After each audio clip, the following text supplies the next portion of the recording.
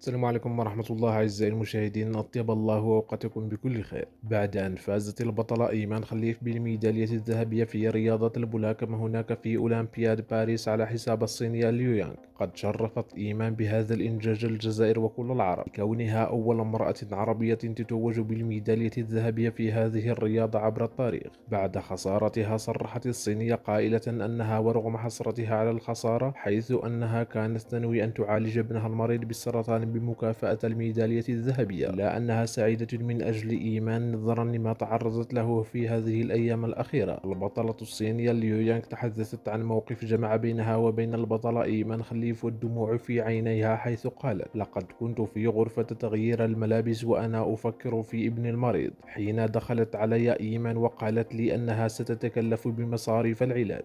لقد تفاجأت بشدة ولم أعرف كيف أشكر هذه الفتاة. إنها حقا ملاك وليست مجرد بشر.